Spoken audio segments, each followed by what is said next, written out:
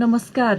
Radio इन्द्रेणीको समाचारमूलक बिहानी प्रस्तुति radio पत्रिका हाम्रो परिवेशमा सहकर्मी छवि पुरीसँगै लक्ष्मी केसीको यहाँलाई हार्दिक स्वागत छ। इन्द्रेणी एफएम 92.4 मेगाहर्जबाट उत्पादन तथा प्रसारण भइरहेको हाम्रो परिवेशमा हामी विभिन्न समाचारहरूका साथ उपस्थित भएका छौं।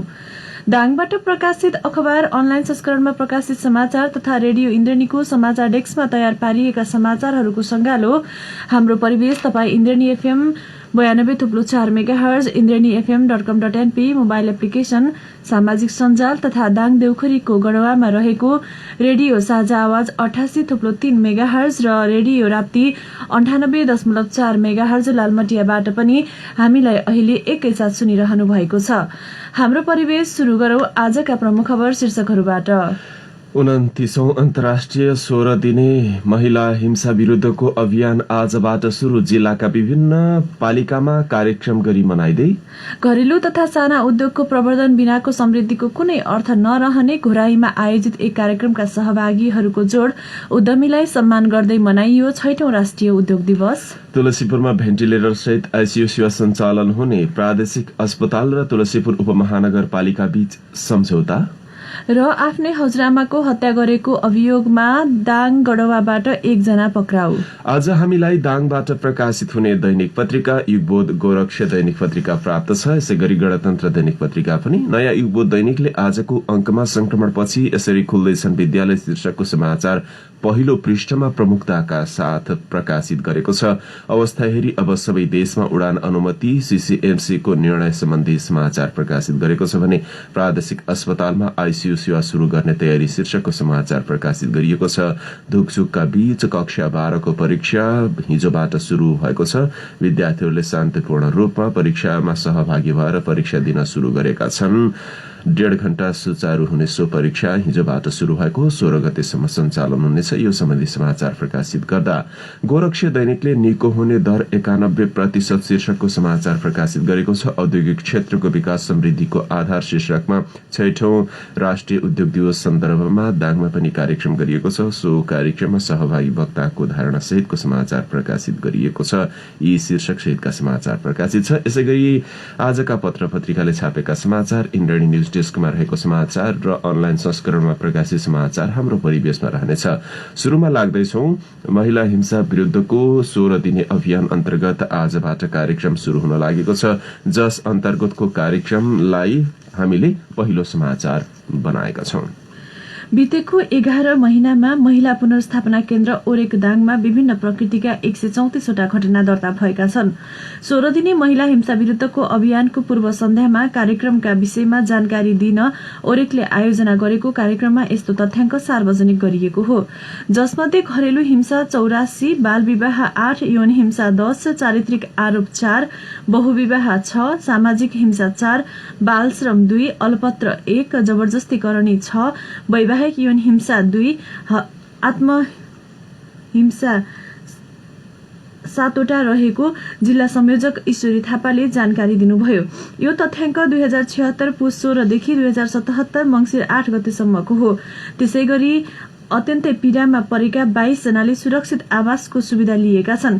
ती पीड़ित महिला तथा बालबालिकाको मुद्दा टुङ्गो नलाग्दासम्म सुरक्षित रूपमा आवासीय सेवा लिने गर्दछन्। यसैबीच ओरेकले बुधबारदेखि 16 दिनसम्म विभिन्न कार्यक्रम गरेर अभियान मनाउने तयारी गरेको छ। कार्यक्रम अनुसार दाङको 10 वटै स्थानीय तहमा महिला हिंसा विरुद्धका छलफल, भर्चुअल बैठक, समन्वय बैठक, सेतो रिबन अभियान लगायतका कार्यक्रमहरू तय गरिएका छन्। मौनता तोडौं, बलात्कार र लैंगिक हिंसा विरुद्ध बोलौ भन्ने नारा सहित 29औं अन्तर्राष्ट्रिय 16 दिने महिला हिंसा विरुद्धको अभियान मनाउन लागि ओरेक दाङका तथ्याङ्क व्यवस्थापक बिन्दु शर्माले जानकारी दिनुभयो। अपराध विरुद्ध समाज र कानूनले शून्य सहनशीलताको नीति अवलम्बन गरी प्रभावितहरूको आत्मसम्मान सहितको न्यायको अधिकार सुनिश्चितताका लागि ओरेकले पैरवी गर्दै आएको छ। ओरेकमा 134 घटना दर्ता, हिंसा विरुद्ध अभियानको तयारी। नयाँ युग दैनिकमा खबर छ। लैंगिक हिंसा विरुद्धको अन्त्यको प्रतिबद्धता, व्यक्ति, समाज र सबैको ऐक्यबद्धता भन्ने यस वर्षको मूल नाराका साथ मनाउन लागि लैंगिक हिंसा विरुद्धको अभियान अन्तर्गत दाङका विभिन्न पालिकाले विभिन्न कार्यक्रम तय गरेका छन्। जस अन्तर्गत दाङको गढुवा गाउँपालिकाले पनि आजबाट देशभर मनाउन लागि लैंगिक हिंसा विरूद्धको 16 दिने अभियानलाई तय गर्नका लागि आफ्ना कार्यक्रम सार्वजनिक गरेको छ। गाउँपालिका अध्यक्ष सहजराम यादवको अध्यक्षतामा बसेको बैठकले विभिन्न कार्यक्रम तय गरेको हो। कोभिड-19 को सावधानी अपनाउँदै आजबाट गढुवा बजारमा र्याली सहितको प्रदर्शन गरिने भएको छ भने 12 गते सबै ओडाहरूमा अभिमुखीकरण सचेतना गरिने तयारी भएको गाउँपालिका उपाध्यक्ष शान्ति चौधरीले जानकारी दिनुभयो। तय भएको कार्यक्रम अनुसार वडा नम्बर 6 को खबरीखुटीमा मंसिर 12 गते, वडा नम्बर 2 को चिम्चिमेमा मंसिर 16 गते, मंसिर 13 गते, वडा नम्बर 3 को माधवपुरमा मंसिर 14 गते, वडा नम्बर 4 को पर्सेनीमा मंसिर 15 गते, वडा नम्बर 5 को जमुनीवासमा मंसिर 20 गते अभिमुखीकरण कार्यक्रम गरिँदैछ। यसैगरी वडा नम्बर 1 को रङसिङमा मंसिर 18 गते, वडा नम्बर 7 को चन्दनपुरमा मंसिर 17 गते र वडा नम्बर 8 कोइलाबासमा मंसिर 16 गते वडा स्तरका कार्यक्रम गर्ने तयारी भएको गढुवा गाउँपालिकाले जानकारी गराएको छ। उता तुलसीपुर उपमहानगरपालिकामा पनि महिला बालबालिका तथा सामाजिक विकास शाखाले लैंगिक हिंसा विरूद्धको 16 दिने अभियानका विषयमा एक कार्यक्रमका बीच सरकारवालाहरूसँग छलफल गरेको छ। 16 दिने अभियानमा गरिने कार्यक्रमहरूका बारेमा छलफल भएको हो।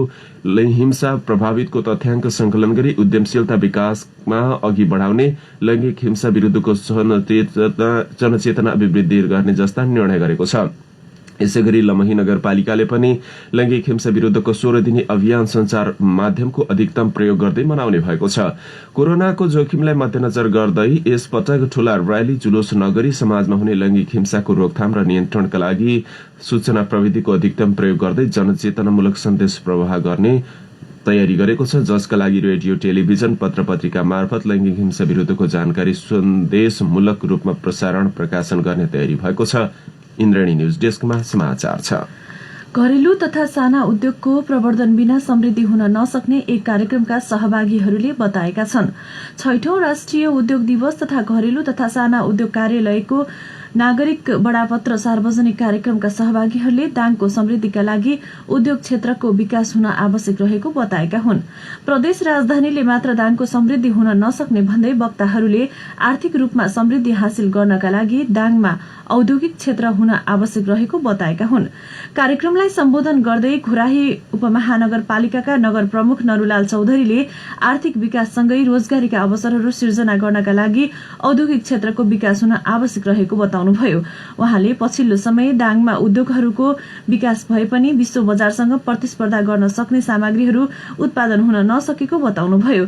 बाहिरी बजारसँग प्रतिस्पर्धा गर्न सक्ने उद्योग भए समृद्धिसँगै रोजगारीका अवसरहरू समेत सिर्जना हुने उहाँको भनाइ थियो। कार्यक्रममा प्रमुख जिल्ला अधिकारी जयनारायण आचार्यले समृद्धिका आधार घरेलु तथा साना उद्योगहरू रहेकाले उद्योगहरू प्रवर्धन गर्न आवश्यक रहेको बताउनुभयो। उद्योगहरूको विकासले जिल्लाको समृद्धिसँगै रोजगारीका अवसरहरू समेत सिर्जना हुने उहाँको भनाइ थियो। कार्यक्रममा दाङ जिल्ला उद्योग वाणिज्य संघका अध्यक्ष नारायण प्रसाद भूषालले दाङमा उद्योगहरूको विकासका लागि औद्योगिक क्षेत्र घोषणा हुन आवश्यक रहेको बताउनुभयो। यसैबीच 6औं उद्योग दिवसका अवसरमा घरेलु तथा साना उद्योग कार्यालयले मंगलबार जिल्लाका 6 जना उद्यमीहरूलाई सम्मान गरेको छ। जिल्लाका 3वटा निर्वाचन क्षेत्रबाट 2-2 जनाका दरले 6 जना उद्योगी व्यवसायीहरूलाई सम्मान गरिएको हो, जस अन्तर्गत स्वर्गद्वारी रेशम विकास अनुसन्धान तथा प्रशोधन केन्द्र गढवा 4 का संचालक रामनाथ अधिकारी, मोडर्न ग्रीन ग्रिल उद्योग राप्ती गाउँपालिका 5 शिष्यनिहाका प्रोपाइटर गन्धर्व चौधरी, गौमुखी च्याउ तथा कृषि उद्योग घोराही 17 का मणिराज पुन, शाही मसला उद्योग घोराही 14 का अम्बिका शाह, जेपी मौरी पालन फार्म घोराही 11 का झगा कुमारी केसी र गुडहिल छाला जुत्ता उद्योगका संचालक कल्पना नेपालीलाई सम्मान सहित दोसल्ला ओढाएर सम्मान गरिएको थियो। त्यस अवसरमा कार्यालयमा स्थापना गरिएको डिजिटल बडापत्र समेत सार्वजनिक गरिएको थियो। डिजिटल बडापत्रले कार्यालयमा सेवाका लागि आउने सेवाग्राहीलाई सेवा लिन सहज हुने अपेक्षा गरिएको छ। औद्योगिक क्षेत्रको विकास समृद्धिको आधार गोरक्ष दैनिकमा तस्बिर सहित खबर प्रकाशित छ। औषधिको उचित व्यवस्थापन हुन नसक्दा सधैँ जसो अभाव वा बहुउपयोगी हुने औषधिको प्रयोग नभई म्याद गुज्रिएर जाने समस्या समाधान गर्न दाङसहित देशभरका 450 भन्दा बढी स्थानीय स्तरमा electronic logistic management implementation system लागू गर्न लागि छ। स्वास्थ्य कार्यालय दाङको आयोजनामा USAID को सहयोगमा जिल्लाका 10 वटै पालिकामा रहेका स्वास्थ्य शाखा मार्फत वितरण हुने औषधिको व्यवस्था अवस्था उपलब्धताको बारेमा तुरन्तै थाहा पाउने गरी आपूर्ति र व्यवस्थापनमा सहज हुने गरी डिजिटल प्रविधिको विकास गर्न लागेको हो। सो प्रणालीका माध्यमबाट जुनसुकै स्थानीय तहमा रहेका औषधिको माग, वर्तमान अवस्था र आवश्यकता थाहा पाउन सहज हुने भएको छ, जसले गर्दा औषधिको अभाव हुन नपाउने, समानान्तर रूपमा औषधिको आपूर्ति हुने र खर्चमा समेत मितव्ययिता अपनाउन सकिने विश्वास व्यक्त गरिएको छ। सो प्रणाली लागू गर्न हिजोबाट घोराहीमा 3 दिनसम्म दाङका 10वटै पालिकाका स्वास्थ्य संयोजकहरू अभिमुखीकरण कार्यक्रममा सहभागी हुनुभएको छ। अब उहाँहरूले सो प्रणालीका माध्यमबाट आफ्नो पालिकामा औषधिको व्यवस्थापन, भण्डारण, आपूर्ति र मागको सहजै विश्लेषण गरी प्रदेश र केन्द्र सरकारसँग समन्वय समेत गर्न सक्नुहुनेछ। यसैगरी केन्द्र र प्रदेश सरकारले पनि कुन स्थानीय तहमा कति औषधिको खपत भइरहेको छ र त्यहाँ कति भण्डारण छ, त्यहाँ कति औषधिको माग हो र त्यहाँ कति औषधि म्याद गुज्रिने अवस्थामा पुगेका छन् भन्ने पनि तुरन्तै थाहा पाउने भएको छ। अहिले कुन पालिकामा कति औषधिको माग छ र कहाँ कति भण्डारण छ भन्ने यकिन गर्न निकै समस्या हुने गरेको छ भने समय पनि लाग्ने गर्ने मात्रै नभई सही तथ्याङ्क विश्लेषण पनि हुन नसक्दा औषधिको प्रयोग नहुँदै म्याद गुज्रिएर प्रयोगविहीन हुने अवस्था छ। अब यस प्रणालीका माध्यमबाट तत्कालै सबै अवस्था विश्लेषण गर्न सकिने हुँदा औषधिको प्रयोग हुन नसकेर वर्षेनी अर्बौं रुपैयाँ खेर जाने समस्या समाधान हुने देखिएको छ। जिल्लामा पनि अहिले ठूलो मात्रामा औषधि खेर गइरहेको देखिएको छ। ILMIS सिस्टमको माध्यमबाट स्वास्थ्य सूचकको मापदण्ड थाहा पाउनुका साथै योजना समेत बनाउन सघाउने विश्वास लिएको स्वास्थ्य कार्यालय दाङका प्रमुख अंगद बहादुर शाहीले जानकारी गराउनु भएको छ। तुलसीपुरमा भेन्टिलेटर सहित आईसीयू सेवा सञ्चालन हुने भएको छ। राप्ती प्रादेशिक अस्पताल र तुलसीपुर उपमहानगरपालिका बीच भएको सम्झौता अनुसार यसै आर्थिक वर्षमा सम्पन्न हुने गरी भवन निर्माणको काम अगाडि बढाउने गरी तयारी थालिएको हो। आईसीयू सेवा सञ्चालनका लागि उपयुक्त भवन नभएको भन्दै प्रादेशिक अस्पतालले उपमहानगरपालिकासँग माग गरेपछि दुवै पक्षबीच मंगलबार सम्झौता भएको हो। भवन निर्माणका लागि आवश्यक पर्ने 35,62,000 बजेट दिने गरी नगर प्रमुख घनश्याम पाण्डे र अस्पताल विकास समितिका अध्यक्ष पदम प्रसाद नेउपाने बीच सम्झौता भएको हो। यसैबीच भवन निर्माणका लागि मंसिर 4 गते टेन्डर भइसकेको तुलसीपुर उपमहानगरपालिका योजना शाखा प्रमुख टेक बहादुर खड्काले जानकारी दिनुभयो। योजना शाखा प्रमुख खड्काका अनुसार उपमहानगरपालिकाले भवन निर्माण गरिदिने र प्रदेश सरकारले उपकरण सहयोग गरेपछि सेवा सुचारू हुनेछ। निर्माण व्यवसायीले 1 महिनाभित्र भवन निर्माणको काम सक्ने गरी ठेक्का दिने र चैत्र महिनादेखि आईसीयू सेवा शुरू गर्ने तयारीका साथ लागिएको खड्काले बताउनुभयो। तुलसीपुरमा आईसीयू सेवा सञ्चालन नहुँदा यहाँबाट धेरै बिरामीहरू रेफर हुने गरेका छन्, जसका कारण समय र ठूलो रकम खर्च हुने गरेको स्थानीयहरू बताउँछन्। तत्काल आईसीयू सेवा सञ्चालन गरेर नागरिकको स्वास्थ्य उपचारमा सहयोग पुर्याउने उद्देश्यले नगर स्तरीय बजेटबाट भवन निर्माणको काम अगाडि बढाइएको नगर प्रमुख पाण्डेले बताउनुभयो। प्रादेशिक अस्पतालमा आईसीयू सेवा शुरू गर्ने तयारी नयाँ युगबोध दैनिकमा खबर छ। आफ्नै हजुरआमाको हत्या गरेको अभियोगमा दाङबाट एक व्यक्ति पक्राउ परेका छन्। जिल्लाको गडवा गाउँपालिका वडा नम्बर 1 चिसापानीकी 84 वर्षीय हजुरआमा केशरी घरतीलाई हिजो दाउराको चिरपट प्रहार गरी हत्या गरेको अभियोगमा 28 वर्षका उनका नाति जीवन घरतीलाई प्रहरीले पक्राउ गरेको हो। चिरपटको प्रहारबाट गम्भीर घाइते भएकी केशरीको लुम्बिनी प्रादेशिक अस्पताल बुटोलमा उपचारका क्रममा मृत्यु भएको प्रहरीले जानकारी गराएको छ। मानसिक सन्तुलन गुमाएको भनिएका जीवन घरतीले आफ्नै हजुरआमा, 28 वर्षकी श्रीमती, 9 वर्षका आफ्ना छोरा, 6 वर्षीय छोरी, 30 वर्षका दाजुलाई समेत घरमा सुतिरहेकै अवस्थामा चिरपटले प्रहार गर्दा घाइते बनाएको बताइएको छ। सो घटनाको खबर पाए लगत्तै प्रहरीको टोली त्यहाँ पुगेर उनलाई नियन्त्रणमा लिई आवश्यक अनुसन्धान समेत अघि बढाएको खबर इन्द्रणी न्यूज डेस्कमा रहेको छ। घोराही उपमहानगरपालिका वडा नम्बर 19 बाम्ला भालाकोट स्थित एक घरमा आग लागि भएको छ। बालबच्चाहरूले तरुल पोलेर खाने क्रममा गोविन्द बहादुर घरतीको घरमा आग लागि भएको हो। खरले छाएको एक तले घरमा आग लागि भएको र घरमा रहेका सबै चीज वस्तुहरू जलेर नष्ट भएको वडा सदस्य जंग बहादुर रोकाले जानकारी दिनुभयो। घरमा रहेको नगद 10,000, लता कपडा, अन्नपात र कागज पत्रहरू जलेर नष्ट भएका छन्। नयाँ युगबोध दैनिकमा खबर छ। उता बैतडीमा जीप दुर्घटना हुँदा हिजो 5 जनाले ज्यान गुमाएका छन्। अन्य 4 जना गम्भीर घाइते घाइते भएको प्रहरीले बताएको छ।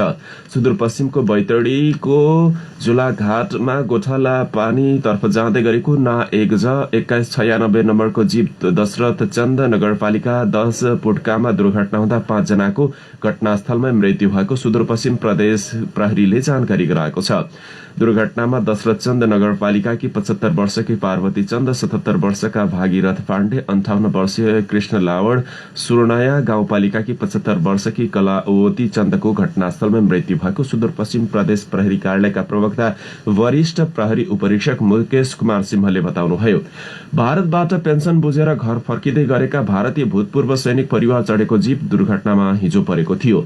जीपमा 9 जना सवार रहे पनि अन्य 4 जना भने घाइते भएकाले उपचारका लागि बैतडी लगिएको छ। यसअघि गएको कार्तिक 27 गते पनि बैतडीमा एक यात्रुवाहक बस दुर्घटना हुँदा 9 जनाको ज्यान गएको थियो, 34 जना घाइते भएका थिए। इन्द्राणी न्यूज डेस्कमा समाचार छ।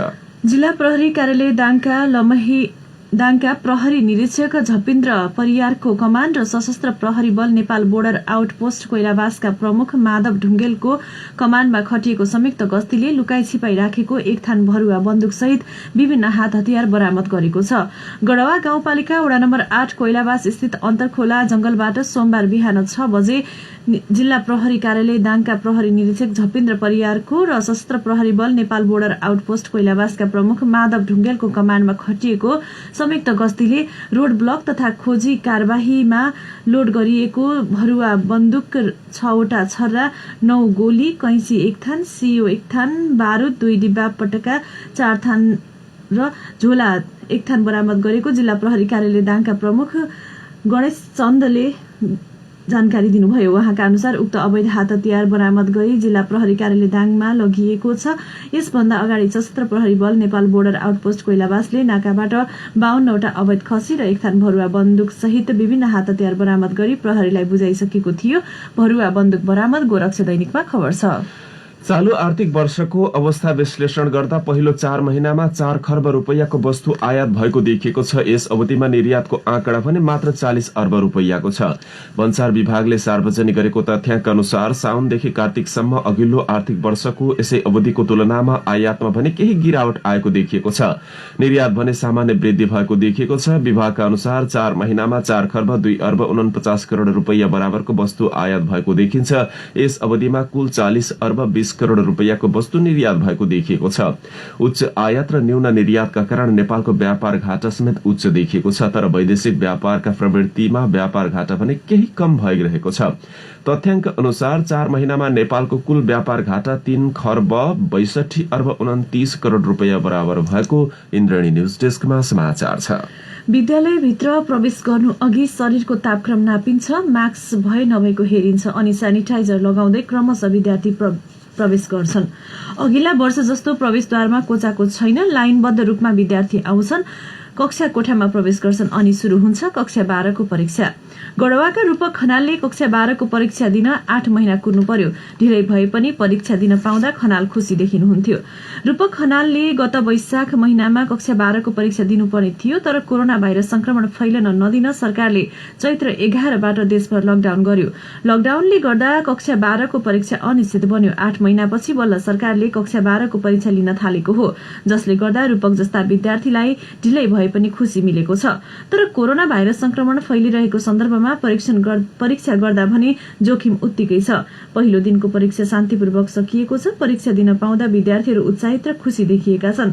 दाङ जिल्लामा नियमित तर्फ 7,765 जना र आंशिक तर्फ 2,092 गरी 9,857 विद्यार्थी परीक्षामा सहभागी हुने तथ्याङ्क राष्ट्रिय परीक्षा बोर्डले उपलब्ध गराएको छ। जिल्लाका 66 विद्यालयका विद्यार्थी यो परीक्षामा सहभागी भएका छन्। लम्हे नगरपालिकाभित्र रहेका विद्यालयमा परीक्षा शान्तपूर्वक रूपमा सम्पन्न भएको शिक्षा शाखा प्रमुख रविन्द्र छेत्रीले जानकारी दिनुभयो। ढुकचुकका बीच परीक्षामा बसे विद्यार्थी तस्बिर सहित नयाँ युगबोध दैनिकमा खबर छ। कर्णाली प्रदेश सरकारले कर्णालीलाई पूर्ण साक्षर प्रदेश घोषणा गर्ने तयारी गरिरहेको छ, तर आवश्यक तयारी र साक्षरता अभियान प्रभावकारी नहुँदा तोकेकै अवधिमा कर्णालीलाई साक्षर घोषणा गर्न भने सम्भव नदेखिएको हो। प्रदेशमा अहिले पनि साक्षर, साधारण लेखपढ तथा नजान्ने र अक्षर नै चिन्न नसक्ने नागरिकको संख्या उल्लेख्य देखिन्छ।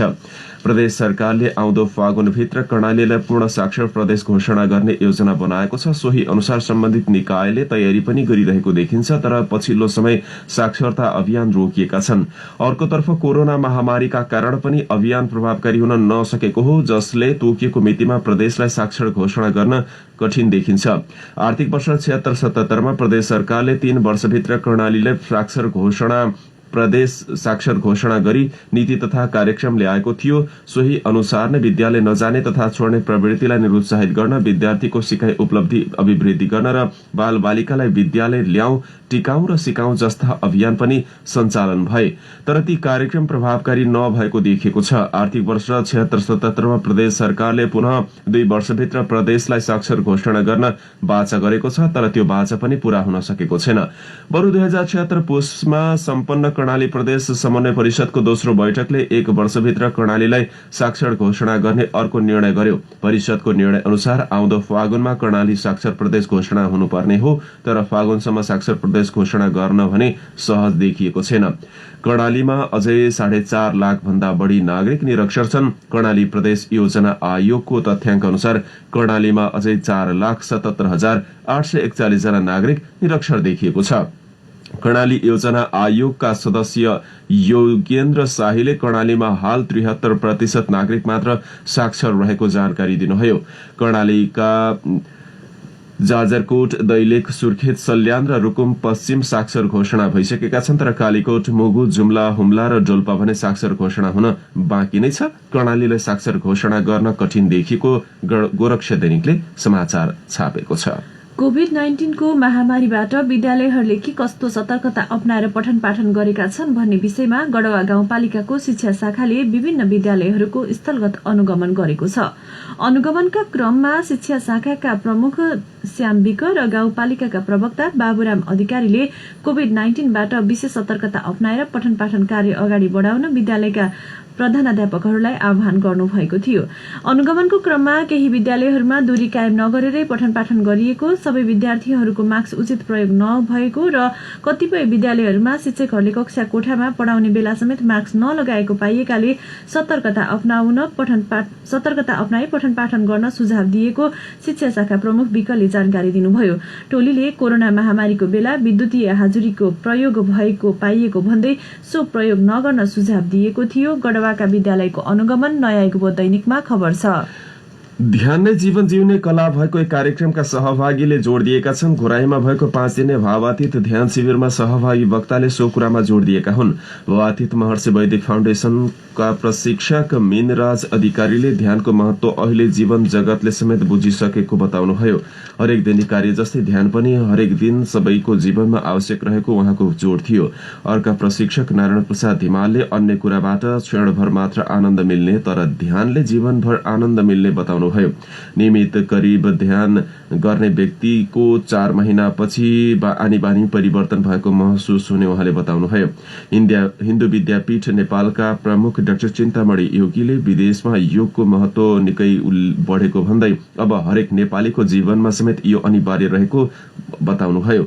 कोराईमा रहेको हिन्दू विद्यापीठमा सम्पन्न शिविरमा विद्यालयका शिक्षक, पतञ्जलि योग परिवार र गोरखनाथ वैदिक गुरुकुल सहित 50 भन्दा बढीको सहभागिता रहेको थियो। गोरक्ष दैनिकमा समाचार छ। कोभिड-19 संकट व्यवस्थापन केन्द्र सीसीएमसीले संक्रमणको जोखिमको अवस्था मूल्याङ्कन गरी सबै देशहरूमा उडान अनुमति दिने निर्णय गरेको छ। मंगलबार बसेको सीसीएमसी निर्देशक समितिको बैठकले अहिले उडानका लागि स्वीकृति पाएका मुलुक बाहेक अन्य मुलुकमा पनि आवश्यकता अनुसार उडान अनुमति दिने निर्णय गरेको हो। संक्रमणको जोखिम मूल्याङ्कन गरी अन्य मुलुकमा पनि आवश्यकता अनुसार संस्कृति, पर्यटन तथा नागरिक उड्डयन मन्त्रालयले नियमित उडानको अनुमति दिने निर्णय भएको प्रधानमन्त्री तथा मन्त्री परिषद कार्यालयका सचिव महेन्द्र प्रसाद गुरागाईले जानकारी दिनुभयो। नियमित उडान स्वीकृति भएका देशका अलावा संक्रमणको जोखिम मूल्याङ्कन गरी अन्य मुलुकमा पनि संस्कृति, पर्यटन तथा नागरिक उड्डयन मन्त्रालयले आवश्यकता अनुसार क्रमशः नियमित उडान अनुमति दिँदै जाने निर्णय भएको उहाँले बताउनुभयो। विभिन्न सरकारी कार्यालयहरूमा 1-2 जनामा संक्रमण पोजिटिभ देखिने बित्तिकै सम्पूर्ण सेवा बन्द गर्ने प्रवृत्ति बढेकाले त्यस्तो नगर्न पनि सीसीएमसीले निर्देशन दिएको छ। संक्रमित व्यक्तिलाई आइसोलेसनमा राखेर सेवा नियमित गर्न निर्देशन दिएको छ। अवस्था हेरी अब सबै देशमा उडान अनुमति। नयाँ युगबोध दैनिकमा खबर छ। देशभर हिजो थप 2,04,858 जनाले कोरोना जितेर घर फर्किएका छन्। हिजोसम्मको यो तथ्याङ्क हो। 2,24,078 जना भने संक्रमित भएकोमा त्यो संख्यामा कोरोना संक्रमित जितेर घर फर्किएको स्वास्थ्य तथा जनसंख्या मन्त्रालयले जनाएको छ। 16,81,279 जनाको आरटीपीसीआर परीक्षण अहिलेसम्म गरिएको छ। संक्रमित मध्ये 91% निको भएको स्वास्थ्य तथा जनसंख्या मन्त्रालयले बताएको छ। 2,791 जना संक्रमण मुक्त हिजो मात्रै भए। संक्रमण मुक्त हुने संख्या हुँदै गर्दा हिजो भने 1,790 जना कोरोना संक्रमित थपिएका छन्। संक्रमित मध्ये महिला 721 र पुरुष 1,069 रहेका छन्। स्वास्थ्य तथा जनसंख्या मन्त्रालयका अनुसार थपिएका संक्रमितमा प्रदेश 1 मा 249, प्रदेश 2 मा 37, बागमती प्रदेशमा 1,078, गण्डकी प्रदेशमा 148, कर्णाली प्रदेशमा 13, सुदूरपश्चिम प्रदेशमा 76 रहेका छन्। यसैगरी काठमाडौँ उपत्यकामा सबैभन्दा बढ़ी 947 संक्रमित थपिएका हुन्। यो सँगै 1,361 जना अहिलेसम्म कोरोनाबाट ज्यान गुमाउनेको संख्या पनि पुगेको छ।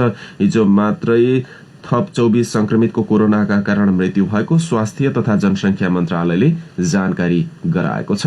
पत्र पत्रिकामा समाचार छ। यिनै विविध समाचारहरूका साथ हामी हाम्रो परिवेशको अन्त्यमा आइपुगेका छौं।